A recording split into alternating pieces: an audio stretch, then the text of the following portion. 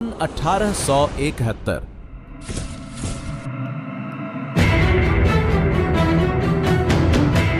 जब फ्रांस और जर्मनी के बीच युद्ध चल रहा था, तब पूरे फ्रांस पर जर्मनी का कब्जा हो गया। वहां के स्कूलों में फ्रेंच पढ़ाने पर हमेशा के लिए बैन लगा दिया गया। इसके बाद मिस्टर हेमल, जो 40 सालों से फ्रेंच पढ़ा रहे थे, अपनी आखिरी क्लास लेते हैं। इस क्लास का नाम था द लास्ट लेसन। और आज हम लेकर आए हैं एक ऐसा वीडियो जो YouTube पर आपने पहले कभी नहीं देखा होगा। ये 3D एनिमेशन वीडियो है, जहां हम आपको क्लास 12 के इंग्लिश चैप्टर दी लास्ट लेसन को बिल्कुल नए और अनोखे तरीके से समझाएंगे। बस आप चैनल को सब्सक्राइब कर लीजिए। तो चलिए शुरू करते हैं। सोचो, एक ऐसी सुबह जब तुम्हारा मन स्कूल जाने का नाम ही न ले। फ्रांस के साथ भी कुछ ऐसा ही हुआ। उस सुबह उसका स्कूल जाने का बिल्कुल मन नहीं था। क्यों?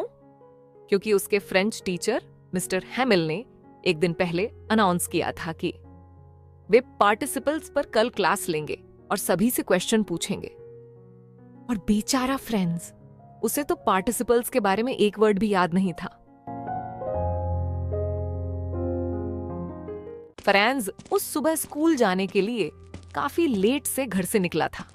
उसे काफी डर लग रहा था कि आज वो फिर से टीचर से डांट खाएगा, और उसका मन कर रहा था कि वो भाग जाए और बाहर बाहर समय बिताए। बाहर दिन भी कितना सुंदर और सुहाना था। सूरज की रोशनी चमक रही थी, चिड़ियों की चहचहाहट सुनाई दे रही थी, और प्रूशियन सैनिकों का मार्च उसका ध्यान खींच रहा था। ये सब उस स्कूल की बोरिंग पढ़ाई से कहीं ज्यादा बेहतर लग रहा था। लेकिन फ्रांस ने अपने मन की बात को टाल दिया और स्कूल की तरफ चल पड़ा। रास्ते में फ्रांस टाउन हॉल के पास से गुजरा। वहां एक भीड़ लगी हुई थी। सब बुलेटिन बोर्ड के पास इकट्ठा थे। फ्रांस ने सोचा, अब यहां क्या नई मुसीबत लिखी है? पिछले 2 सालों से इसी बोर्ड से बुरी खबरें आई थीं। जंग की खबरें, नए ऑर्डर्स और ऑर्डर्स के रूल्स। पर बिना रुके वह स्कूल के लिए भागता रहा।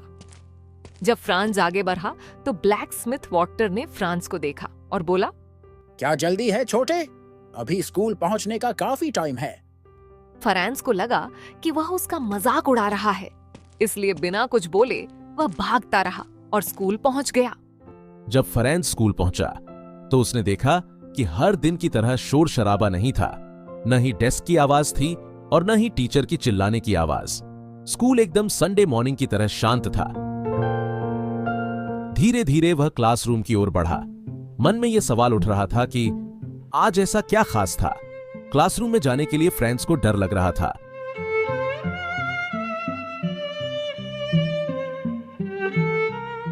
उसका मन था कि बिना किसी को देखे चुपके से अपनी सीट पर बैठ जाए, लेकिन हर स्टूडेंट पहले से ही अपनी सीट पर बैठा था और टीचर मिस्टर हेमल क्लास के सामने अपने हाथ में आयरन रूलर लेकर घूम रहे थे। फ्रांस को दरवाजा खोलना पड़ा और सबके सामने अपनी सीट तक जाना पड़ा। उसका चेहरा शर्म और डर से लाल हो गया। मिस्टर हेमल ने बिना डांटे प्यार से उसे बैठने को कहा, लेकिन फिर भी फ्रांस को यह महसूस हो रहा था कि कुछ तो था जो अजीब था। दोस्तों, फ्रांस ने नोटिस किया कि मिस्टर हेमल एक खास ड्रेस पहने हुए हैं। ग्रीन कोट, फ्रिल्ड शर्ट और ब्लैक सिल्क कैप। ये ड्रेस वो सिर्फ स्पेशल ओकेजन्स पर पहनते थे। और एक और सरप्राइजिंग बात, पीछे की बेंचों पर विलेजर्स बैठे हुए थे। वे लोग चुपचाप क्लास देख रहे थे। उनका चेहरा थोड़ा उदास था। वे सभी लोग मिस्टर हेमल को विदाई देने के लिए आए थे। फ्रांस की धड़कन तेज हो गई जब मिस्टर हेमल ने अपनी कुर्सी से खड़े होकर एक घोषणा की जो सबको चौंका देने वाली थी। मिस्टर हेमल ने कहा, आज तुम्हारा आखिरी फ्रेंच लेसन है। कल से यहाँ सिर्फ जर्मन पढ़ाया जाएगा।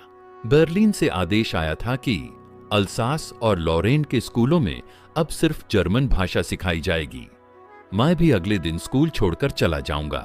फ्रांस के लिए यह काफी शॉकिंग था। उसे अब समझ में आया कि बुलेटिन बोर्ड के पास आखिर इतनी भीड़ क्यों लगी हुई थी। मिस्टर हेमल की बातें सुनकर फ्रांस को बहुत पछतावा हुआ।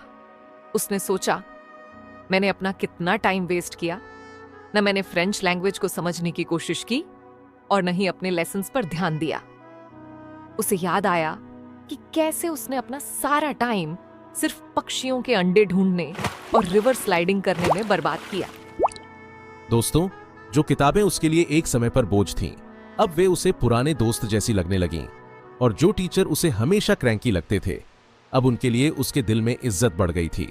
और फिर मिस्टर हेमिल ने अपनी बात को जारी रखते हुए अल्सास के लोगों को अपने दुख का कारण बताया। उन्होंने कहा, तुम लोग हमेशा सीखने की चीजों को कल पर टाल देते हो। तुम लोग रोज कहते हो अभी तो बहुत टाइम है, कल याद कर लूंगा, कल याद कर लूंगा। और देखो ना, आज हम सब कहां आकर खड़े हो गए हैं। आप सभी लोग खुद को फ्रांसीसी कहते हो, पर सच्चाई तो यह है कि ना तो आपको अपनी भाषा सही से बोलनी आती है और ना ही लिखनी। इसमें सिर्फ बच्चों की गलती नहीं है कि वे फ्रेंच सीख नहीं पाए। तुम्हारे पेरेंट्स भी तुम्हारी पढ़ाई पर ध्यान नहीं देते। वे तुम्हें स्कूल भेजने के बजाय तुम्हें काम पर भेजते हैं। इसका जिम्मेदार मैं खुद भी हूं। मैं तुम्हें सही से सिखा नहीं पाया। मैंने तुम्हें पढ़ाने के बजाय कई बार पौधों को पानी देने भेज दिया या छुट्टी दे दी ताकि मैं फिशिंग पर जा सकूं। आपको पता है, फ्रेंच दुनिया की सबसे ब्यूटीफुल, सबसे क्लियर और सबसे लॉजिकल लैंग्वेज है। हमें इसकी रक्षा करनी ही होगी। याद रखना, जब तक लोग अपनी लैंग्वेज से जुड़े रहते हैं, तब तक उनका अस्तित्व बचा रहता है। आपको पता है, भाषा एक ऐसी चाबी है जो लोगों को पिंजरे से आजादी दिलाती है। फिर मिस्टर हेमिल ने सबको ग्रामर का लेसन पढ़ाया। फ्रेंच को लगा कि वह पहली बार सब कुछ इतनी क्लियरली समझ रहा है।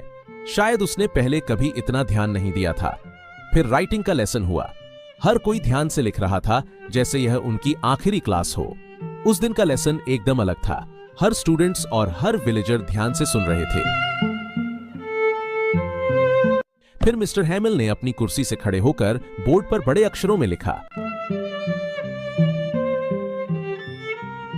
और फिर उन्होंने अपने हाथ से इशारा करके अपनी आखिरी क्लास को विदा कर दिया।